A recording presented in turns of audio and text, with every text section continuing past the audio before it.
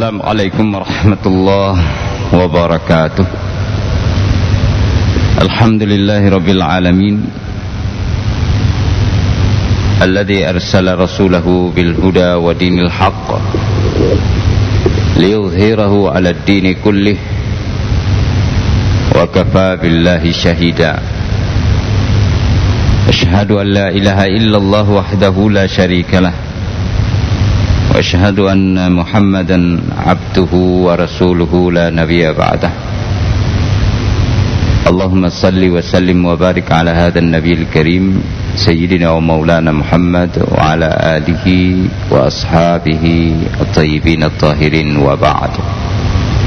Ma'asyiral muslimin rahimakumullah.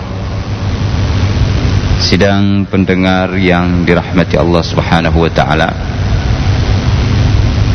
pada subuh yang mulia ini, marilah kita bersyukur kepada Allah Subhanahu wa taala atas limpahan nikmat dan karunia kepada kita semua.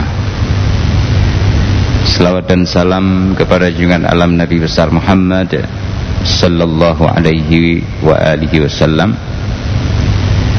Mudah-mudahan dengan berselawat kepada Rasulullah sallallahu alaihi wasallam kita akan memperoleh begitu banyak kebaikan-kebaikan dan keutamaan-keutamaannya. Hadirin yang dirahmati Allah Subhanahu wa taala, Nabi sallallahu alaihi wasallam adalah sosok yang sangat mulia. Beliau sallallahu alaihi wasallam dipilih oleh Allah Subhanahu wa taala sebagai seorang nabi sekaligus utusan Allah Subhanahu wa taala. Ada banyak para nabi, tapi yang menjabat sekaligus sebagai utusan dalam pengajaran para ulama ada 313-an atau 300-an personil, dan yang disebutkan oleh Al-Quranil Karim ada 25 para nabi dan rasul. Kemudian ditambah lagi dengan pengkhususan yang amat spesial, 6 orang dari para nabi dan rasul sebagai ulul azmi, dan termasuk dari salah satu dari ulul azmi setelah pilihan demi pilihan, beliau adalah nabi kita sallallahu alaihi wasallam sebagai penghulu para nabi dan rasul yang Allah Subhanahu wa taala mengutus beliau sebagai rahmatan lil alamin. Wa ma arsalnaka illa rahmatan lil alamin. Di dalam banyak ayat disebutkan bahwa untuk menjadi seorang mukmin yang mencintai Allah Subhanahu wa taala, maka dia harus mencintai Rasulullah sallallahu alaihi wasallam. Dengan mencintai Nabi, maka cinta Allah akan diperoleh oleh seseorang. Tapi dengan menyia-nyiakan Rasulullah sallallahu alaihi wasallam, maka cinta yang digadang-gadangkan oleh umat yang lahir setelah diutusnya Sayyiduna Muhammad sallallahu alaihi wasallam, cinta itu bagaikan bertepuk sebelah tangan, atau bisa jauh panggang daripada api. Tidak akan memperoleh cinta Allah Subhanahu wa taala jika tidak mencintai Rasul ataupun melecehkan atau menjatuhkan atau menganggap sepele Nabi Muhammad sallallahu alaihi wasallam. Sidang jemaah rahimakumullah, kelebihan yang dimiliki oleh Rasulullah begitu banyak, ada di dalam ayat-ayat Al-Quran, seperti wa ma arsalnaka illa rahmatan lil alamin. Nabi adalah rahmat. Juga disebutkan di dalam ayat Al-Quran, Nabi Muhammad sallallahu alaihi wasallam adalah sosok yang memiliki kelembutan, kasih sayang. Wabil mu'minina raufur rahim, punya kasih sayang kepada orang-orang yang beriman. Kemudian keinginan agar supaya orang-orang beriman kepada Allah Subhanahu wa ta'ala. Harisun alaikum, harisun alaikum, ada keinginan yang sangat amat besar dalam diri Rasulullah agar orang-orang mau beriman, agar orang-orang bisa menjadi selamat termasuk dari penghuni surga. Kemudian juga ada ungkapan di dalam Al-Quran, sangat berat terasa penderitaan kalian terhadap dirinya. Artinya penderitaan yang dialami oleh umat Islam itu akan menjadi pisau sembilu yang akan mengiris-ngiris hati dan perasaan serta pikiran Nabi Muhammad sallallahu alaihi wasallam. Maka seandainya boleh Nabi lebih ingin merasakan kepedihan itu ditumpuk kepada dirinya dibandingkan kesakitan dan kepedihan itu dirasakan oleh umatnya. Sehingga nanti kita temui bagaimana Rasulullah sallallahu alaihi wasallam menghibah di depan Allah Subhanahu wa taala pada hari kebangkitan untuk meminta agar umatnya diberikan syafaat dan diselamatkan dari siksa neraka. Dan ini ada di dalam hadis-hadis yang sahih. Kemudian di dalam hadis juga kita temui kelebihan dan karunia serta keutamaan yang ditampilkan oleh Rasulullah. Dan narasi ini disampaikan oleh seorang perempuan tua, perempuan yang kemudian menjadi seorang sahabat yang mulia. Namanya adalah Atikah binti Khalid. Beliau radhiyallahu anha wa ardaha diseru di kalangan para ahli sirah dan orang-orang yang hidup pada masanya itu dengan sebutan Ummu Ma'bad.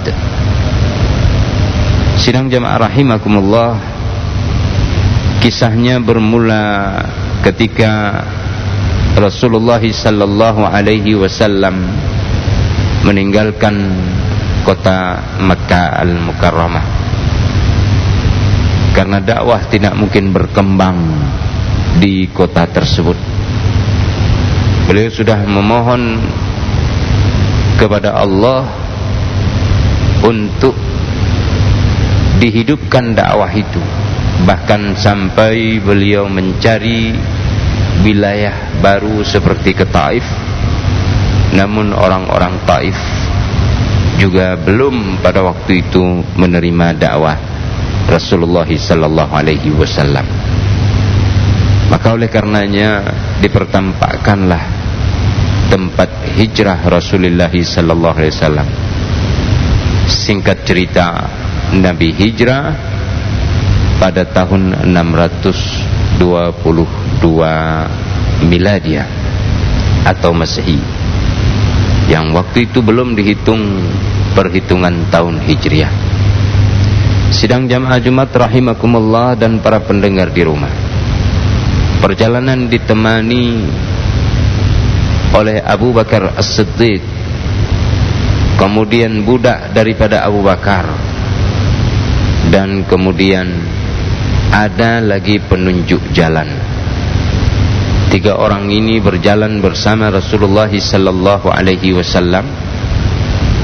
Ada beberapa tempat-tempat yang kalau boleh kita artikan hari ini adalah pos-pos persinggahan yang dilakukan oleh 4 orang yang mulia ini. Salah satu dari tempat persinggahan itu adalah khimatai Ummi Ma'bad, tendanya Ummu Ma'bad radhiyallahu anha wa ardaha, yang pada waktu Nabi singgah di sana beliau belum beriman kepada Allah dan Rasulnya. Hanya saja beliau adalah orang tua yang tinggal bersama dengan suaminya dan memiliki beberapa kawanan ternak, yang ternak itu juga tidak menghasilkan susu dan tidak berkembang dengan begitu baik. Ummu Ma'bad ini adalah orang yang mulia, cerdas, meskipun di usia yang telah lanjut. Ketika Nabi sampai di kemah beliau, Ummu Ma'bad sedang berada di serambi kemah beliau, bertumpu duduk dengan kakinya yang diberdirikan seperti ini. Kalau boleh kita memberi contoh, adalah dia duduk dengan bahagian belakangnya kemudian bersandar pada tiang kemahnya dan kedua kaki diberdirikan. Kita bisa terbayang bagaimana orang tua perempuan dari orang-orang Aceh dulu duduk seperti itu. Nah, di dalam sepuhnya beliau dan suaminya amat suka memuliakan setiap para pelintas yang lalu dan singgah di kemahnya, yaitu para musafir. Dan ternak-ternak itu pun ada beberapa ekor diantaranya yang khusus untuk diperah susunya dan dibagikan kepada para musafir, siapa saja yang singgah dari para tamu, sebagai wujud kedermawanan yang dimiliki oleh Ummu Ma'bad dan suaminya. Begitu pula dengan kebanyakan para orang-orang Arab pada tempo hari, dan walhamdulillah sampai dengan hari ini masih ada kita temui orang-orang dermawan dan hebat dari kalangan orang-orang Arab. Sidang jamaah rahimakumullah, Nabi sampai di sana, singkat cerita, dan kami tidak bacakan lagi hadisnya karena ini akan menyita waktu yang panjang. Tapi untuk mempersingkat, beberapa matan hadis kita sampaikan, di mana kisah ini disebutkan oleh Hiram bin Hisham dari bapaknya, Hisham bin Hubaish bin Khuwailid. Ini sahabat Rasulullah sallallahu alaihi wasallam. Di mana Rasulullah sallallahu alaihi wasallam singgah di sana, sehingga ketika sampai Rasulullah meminta kepada Ummu Ma'bad agar bisa diberikan kepadanya makanan dan kurma. Rasulullah maksudnya ingin membeli, tetapi Ummu Ma'bad mengatakan bahwa mereka tidak punya makanan dan kurma. Kebetulan pada saat Nabi hijrah di wilayah Qudaid antara Mekah dan Madinah itu sedang dilanda oleh kemarau dan penceklik, sehingga kemah mereka tidak begitu sumringah dengan makanan dan minuman, ataupun ternak-ternak mereka tidak menghasilkan banyak susu. Sementara suami Ummu Ma'bad sudah berangkat membawa domba-dombanya untuk digembalakan. Lalu Rasulullah SAW melihat seekor domba yang berada di tepi kemah Ummu Ma'bad. Maka Rasulullah bertanya kepada Ummu Ma'bad, ma hadhihi syatu ya Umma Ma'bad, bagaimana dengan domba atau kambing tersebut wahai Ummu Ma'bad? Maka Ummu Ma'bad menyebutkan dengan kata syatun khallafahal jahdu anil ghanami. Itu adalah domba yang telah ditinggalkan oleh gerombolannya. Ini penyebutan yang nanti akan kita temui pada lanjutan hadis yang panjang ini, bagaimana seorang perempuan tua Badui yang tinggal di daerah Sahra dan bebukitan bebatuan cadas, dia mampu mengungkapkan narasi yang begitu indah. Di sini saja sudah nampak Ummu Ma'bad ini menyebutkan itu adalah kambing yang ditinggalkan oleh gerombolannya atau oleh kawanannya karena lemah dan letihnya kambing itu. Jadi tidak bisa mengikuti kawanan lagi. Nah, ini sebelumnya hidup berkelompok kambing ini, tapi karena tua, karena lemah, karena kurus, maka dia tidak bisa mengikuti kawanannya. Lalu tinggal dia di kemah, berdiri dalam keadaan gemetar. Kalaupun duduk, dia tidak bisa mengangkat kepalanya. Paling-paling dia hanya melihat dengan tatapan alhamdulillah, dengan tatapan yang kelam untuk masa depannya, jika kita membandingkan kalau seandainya itu ada pada diri manusia. Maka Rasulullah bertanya kepada perempuan sepuh ini, yaitu Ummu Ma'bad, hal biha min laban, apakah dia mengeluarkan susu wahai Ummu Ma'bad? Maka Ummu Ma'bad menjawab, hiya ajhadu min dhalik, dia bahkan teramat jauh untuk bisa mengeluarkan susu. Bentuknya saja sudah lemah, tidak bisa berjalan. Ditinggalkan oleh gerombolannya, tidak ikut untuk digembalakan karena dia akan terus tertinggal dan dia tidak sanggup. Lalu kemudian ada susu mungkin, kata Ummu Ma'bad, itu lebih parah lagi.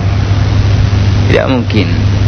Kalau orang Aceh atau orang kita di timur ini sambil mengatakan, oh ya Allah, betul susu mekedro hanji ija hanya mentua. Kira-kira begitu orang kita Aceh, ya.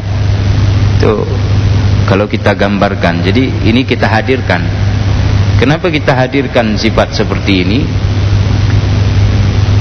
Karena kita bisa membayangkan nanti sifat-sifat Rasulullah yang disampaikan oleh Ummu Ma'bad, sehingga ketika sifat ini ada di dalam pikiran kita, keutamaan Rasulullah ini ada hadir bersama kita, maka kita akan rindu kepada Nabi sebagaimana Nabi rindu kepada kita. Kita akan berselawat dengan selawat yang banyak kepada Rasulullah. Dan kita boleh jadi akan melihat di dalam mimpi kita tentang Rasulullah sallallahu alaihi wasallam. Innahu man ra'ani fil manam faqad ra'ani, fa inna syaitana la yatamatsalu fi surati. Barang siapa yang melihat diriku di dalam mimpinya, kata Rasulullah, maka sungguh dia telah melihat diriku. Karena sungguh syaitan itu tidak akan mampu menyerupai bentuk rupaku. Di sini kalau kita memiliki sebuah persepsi tentang Rasulullah di dalam pengetahuan kita, lalu kita raba pengetahuan itu dengan seksama, dengan perasaan, lalu menyatulah tampilan Rasulullah di dalam benak kita, sehingga kemana kita menatap, pelupuk mata kita melihat fisik Rasulullah sallallahu alaihi wasallam dengan pemaparan atau narasi yang disampaikan oleh Ummu Ma'bad ini. Maka ketika kita melihat di dalam mimpi nantinya, pengetahuan itu akan menjelma, oh ini rupanya Rasulullah sallallahu alaihi wasallam. Jadi akan nampak, akan jelas, akan terungkap kepada kita begitu indahnya Rasulullah sallallahu alaihi wasallam dalam pengetahuan, lalu menjelma di dalam mimpi karena kasih dan ingatnya kita kepada Rasulullah sallallahu alaihi wasallam. Nah, kita tidak berlama-lama di sini. Rasulullah meminta kepada Ummu Ma'bad, ata'dzani li an ahlibaha atau ahlubaha, izinkan saya wahai Ummu Ma'bad untuk memerah susunya. Atau dalam riwayat lain dikatakan, bolehkah saya memerah susunya? Ummu Ma'bad mengatakan, silahkan, kalau anda melihat ada kemungkinan bisa mengeluarkan susu. Ini kemuliaan lagi. Dan untuk diketahui bahwa Ummu Ma'bad nanti setelah ikut hijrah ke Al-Madinah Al-Munawwarah, dalam dua riwayat disebutkan, satu mengatakan hari itu masuk Islam, ada riwayat lain mengatakan beliau kemudian datang ke Madinah dan masih ada Rasulullah SAW tidak berapa jauh dari waktu Nabi hijrah, lalu baru menyatakan keislamannya di sana. Tetapi sesungguhnya bila kita mencoba membandingkan dua periwayatan ini, maka kita akan melihat bahwa Ummu Ma'bad mampu merasakan sesi tampilan kenabian yang begitu jelas, kejujuran yang ada pada Rasulullah sallallahu alaihi wasallam, sehingga karunia Allah kepada Rasulullah ini mampu dideteksi oleh perasaan Ummu Ma'bad, lalu hadirlah keimanan pada dirinya dan dia menyatakan keimanan radhiyallahu anha wa ardaha. Dan nanti ketika suaminya tiba, suaminya juga ketika mendengar penuturan dari Ummu Ma'bad tentang sifat lelaki ini, sampaikan kepadaku ciri-cirinya wahai Ummu Ma'bad. Dan disampaikan jamaah rahimakumullah oleh Ummu Ma'bad kepada Abu Ma'bad. Maka Abu Ma'bad mengatakan, jika waktunya telah tiba dan mudah jalanku, aku akan menemaninya, aku akan hijrah kepadanya dan menjadi bahagian daripada umatnya. Jamaah rahimakumullah, maka dimulailah oleh Ummu Ma'bad radhiyallahu anha wa ardaha tentang ciri-ciri Rasulullah sallallahu alaihi wa alihi wasallam. Yang pertama jamaah rahimakumullah, Ummu Ma'bad mengatakan bahwa Rasulullah sallallahu alaihi wasallam memiliki wajah yang bersinar amat terang, bagaikan rembulan. Sangat bersinar wajah beliau, di mana tidak tampak pada wajah beliau keletihan dalam perjalanan, karena memang Allah memberikan wajah yang tampan kepada Rasulullah. Nanti dalam hadis lain Rasulullah mensifati beberapa para nabi. Salah satunya adalah Nabi Yusuf alaihissalam yang memiliki ketampanan dan dipersamakan dengan sahabat-sahabat Rasulullah. Kemudian ada lagi yang dipersamakan dengan Nabiullah Musa, Nabiullah Harun, kemudian Nabiullah Isa alaihi salam. Lalu kemudian kalau kalian ingin mengetahui bagaimana bentuk wajah atau tampilan daripada bapak kalian Ibrahim alaihissalam, maka perhatikanlah teman kalian ini.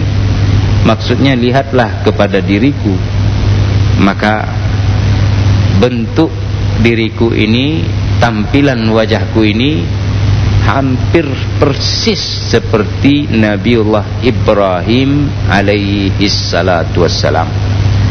Nah, ini bila kita kemudian melihat bahwa kelebihan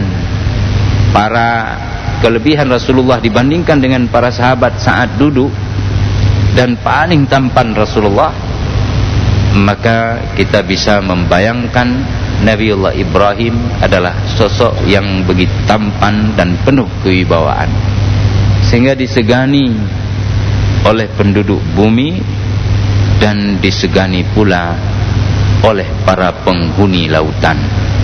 Subhanallah walhamdulillah.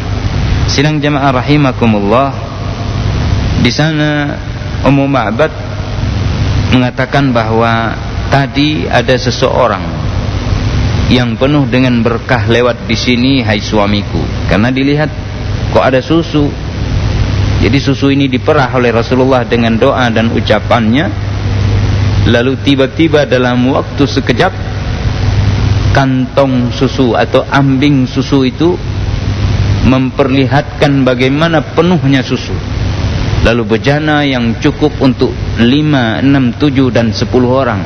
Jadi tergantung kepada seberapa banyak susu yang diperah oleh Rasulullah diberikan pertama sekali pada Rasulullah. Begitu haus dalam perjalanan, tapi diberikan duluan kepada Ummu Ma'bad, si empunya domba. Minum, silahkan hai Ummu Ma'bad. Jadi sebuah kemuliaan yang diberikan kepada perempuan ini, yang kemudian perempuan ini nanti dia menjadi seorang pengasuh bagi generasi muda dan anak-anak sampai dengan masa pemerintahan Utsman ibni Affan radhiyallahu anhu wa arda. Padahal beliau sudah sepuh tadi, tapi umurnya diberikan oleh Allah sampai masa pemerintahan Utsman ibni Affan. Bahkan Utsman ketika Ummu Ma'bad datang menanyakan sesuatu milik beliau, dengan cepat Utsman memberikan kepadanya. Ada, kami menyimpannya, silahkan diambil. Tidak main-main penghargaan itu. Yang dari sisi ini kita harus meniru. Ada orang-orang tua yang telah memimpin kita, telah memberikan kebajikan kepada kita, telah membawa pencerahan kepada kita dalam kehidupan rohani, atau dengan bahasa lain, baik material maupun moral, ya, terutama moral. Ini kita beri penghargaan. Kambing yang disentuh oleh tangan baginda ini, yang tadinya sudah begitu tua gemetar, tidak mungkin hidup lagi, tapi panjang umurnya dan terus mengeluarkan susu sampai dengan masa pemerintahan Umar ibn al-Khattab radhiyallahu anhu arda. Ini sentuhan Rasulullah sallallahu alaihi wasallam, tidak main-main. Jadi sebuah mukjizat yang begitu besar yang dipertampakkan oleh Allah kepada orang-orang beriman tanpa harus diminta. Tanpa harus diminta, sebagai wujud orang-orang yang beriman memiliki kemuliaan, yang kemuliaan itu dibentuk di atas kemuliaan nabinya, bercabang, tumbuh menjulang, dan itu akan tetap ada sampai dengan akhir zaman. Siapapun yang mau dan ingin memperoleh keutamaan yang diberikan oleh Allah, wa kana bil mu'minina rahima, Allah maha kasih dan sayang dengan orang-orang yang beriman.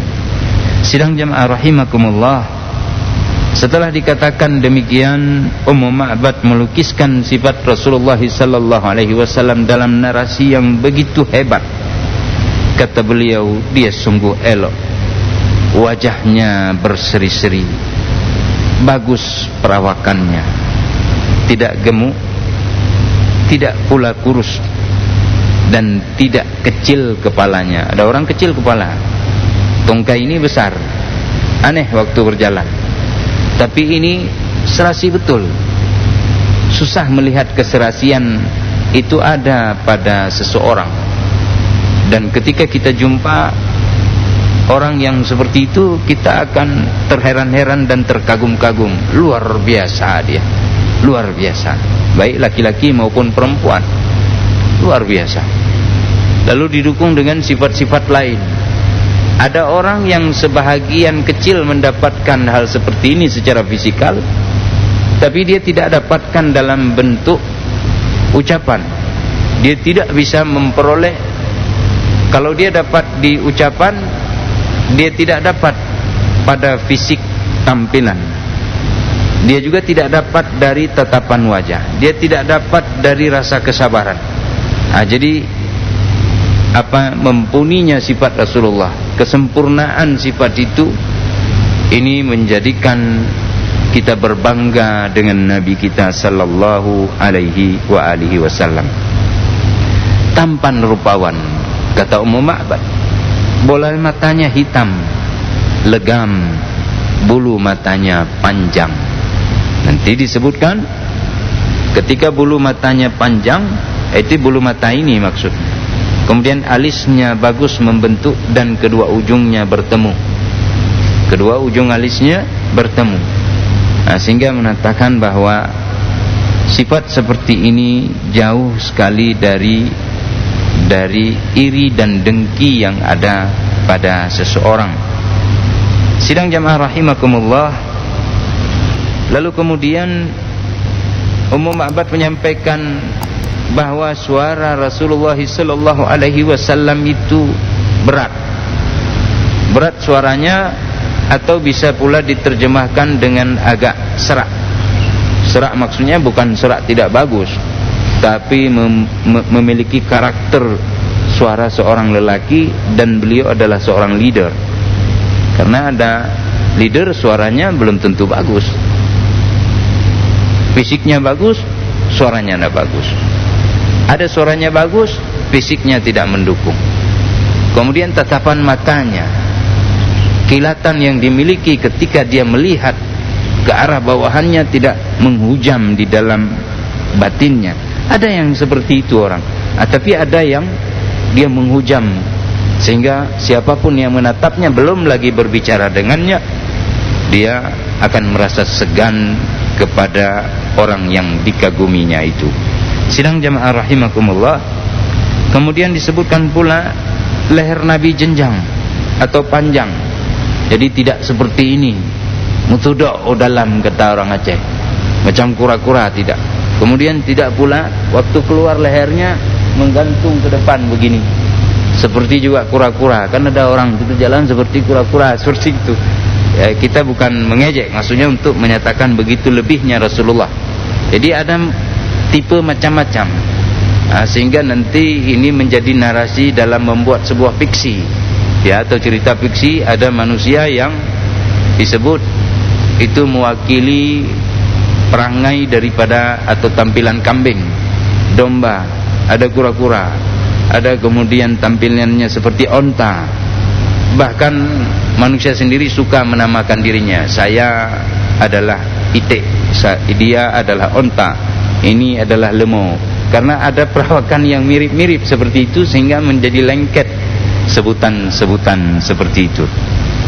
Nah, Rasulullah SAW matanya jeli bagaikan bercelak. Jadi ada seperti celak. Dan celak ini jamaah Rasulullah itu menghindari seseorang dari kaburnya mata, kaburnya pandangan. Kadang kaburnya mata itu karena berlendir, atau kata orang zaman sekarang itu adalah salah satu bentuk katarak atau apalah namanya. Itu ada ahli kesehatannya. Dan kadang-kadang mengobatinya itu harus dengan dikupas, ya, diiris dengan caranya sendiri, bukan diiris oleh orang biasa, tapi dokter yang spesialis di bidang mata, lalu kemudian dibuka, sehingga nanti butuh beberapa hari, baik itu berhasil atau tidak, itu tergantung kepada pasien dan dokter itu sendiri. Patuhnya pasien, dokternya yang begitu cermat, kemudian obatnya yang pas, dan seterusnya, dibarengi dengan doa dan permintaan kepada Allah Subhanahu wa taala. Nah, tapi orang yang memakai celak itu tidak seperti mata orang kita. Orang kita itu matanya banyak yang merah, kadang-kadang macam orang baru menyelam di dalam sungai. Kadang-kadang seperti itu. Orang-orang Arab, orang-orang Turki itu bersih sekali matanya. Mata putihnya begitu putih, mata hitamnya begitu gelap.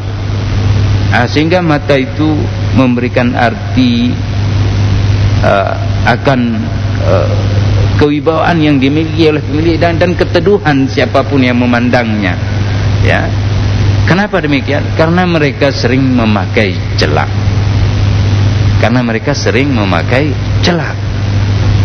Maka merah, kemudian lendirnya itu perlahan-lahan dikikis dan dihilangkan. Karena semakin bertambah usia, kerja kita, lokasi kerja itu akan menentukan bagaimana bentuk fisiknya, termasuk mata. Kalau sering main di debu, ya mata itu akan kotor. Kalau sering menyeram dalam air, mata juga kotor. Kalau sering kena angin, ya, baik itu angin malam atau angin lautan, ini akan juga mempengaruhi. Begitulah seterusnya. Jadi Ummu Ma'bad mengatakan matanya jeli bagaikan bercelak, alisnya panjang melengkung dengan kedua ujung yang bertemu, rambut beliau hitam legam, bila diam dia nampak berwibawa. Kalau kita, ya, sebahagian, tidak semua, kalau diam macam orang bodoh. Kalau diam macam orang bodoh. Dan ini dalam banyak karya ulama disebutkan, apabila Anda bertemu dengan teman-teman jangan diam. Karena orang yang diam itu memiliki dua kemungkinan. Pertama, dia bodoh, yang kedua terlalu pandai. Kalau dia terlalu pandai, berarti pembicaraan kita hari ini tidak berarti bagi dia. Tidak berarti. Kita bicara tentang ini, bagi dia itu tidak berarti, itu urusan kecil-kecil. Macam orang duduk di kedai kopi bicara tentang politik. Kadang-kadang membicarakan politik sampai ke istana, sampai ke Amerika, sampai ke Jerman. Padahal mereka tidak tahu tentang politik. Atau membicarakan tentang mengungkap kriminalitas yang terjadi di dalam masyarakat, yang seharusnya membutuhkan keilmuan dan penyidikan dari kepolisian atau investigasi dari pihak berwajib. Dia dengan cepat dalam waktu 5 menit sudah selesai. Oh, ini si itu yang itu. Jadi orang seperti itu kita bisa sampaikan kepada dia, kalau begitu Anda saja jadi Kapolda, kita ganti Kapolda itu karena lama-lama. Kalau Anda cepat kali selesai berbagai urusan. Ini kita sindir seperti itu. Karena dia terlalu, yang dia ngomong itu tidak berarti. Ini kita diam saja, tidak usah ikut-ikutan. Berarti kita termasuk orang pintar. Tapi ada orang kemungkinannya memang dungu. Apa yang dibicarakan orang dia tidak ngerti, tidak nyambung. Karena memang pengetahuannya tidak tahu sama sekali. Ini Rasulullah sallallahu alaihi wasallam tidak demikian. Diamnya Rasulullah itu penuh dengan kewibawaan. Dan bila beliau berbicara sallallahu alaihi wasallam, pembicaraannya, tutur katanya begitu ramah dan santun. Ada orang diam, tadi sok pinter maka diam. Begitu dia ngomong nampak dungu dan bodohnya. Atau dia diam pura-pura berwibawa, tapi begitu disentil sedikit lalu dia ngomong, rupanya marah-marah dan emosional. Ini orang tidak bisa dipakai dalam kehidupan publik. Untuk sementara jamaah rahimakumullah, sampai di sini dulu tentang sifat-sifat Rasulullah, dan akan kita lanjutkan pada pertemuan yang akan datang. Sebagaimana kami sampaikan bahwa hadis ini panjang dan insya Allah kebenarannya didukung oleh banyak hadis-hadis. Ini diriwayatkan oleh para ulama, terutama Imam Al-Hakim dalam Mustadrak ala Sahihainnya, Al-Baghawi, kemudian juga Ibnu Katsir dan ulama-ulama lainnya di dalam kitab Al-Isabah, Al-Isti'ab, kemudian An-Nisa haula Ar-Rasul sallallahu alaihi wasallam, ya, perempuan di sekitar Rasulullah sallallahu alaihi wasallam. Ini ada diriwayatkan tentang Ummu Ma'bad dan kisah narasinya tentang sifat-sifat Rasulullah. Saya kira pada subuh yang berbahagia ini cukup sampai di sini. Mudah-mudahan bermanfaat. Billahi taufiq wal hidayah. Subhanakallahumma wa bihamdika asyhadu an la ilaha illa anta astaghfiruka wa atubu ilaik. Wassalamualaikum warahmatullahi wabarakatuh.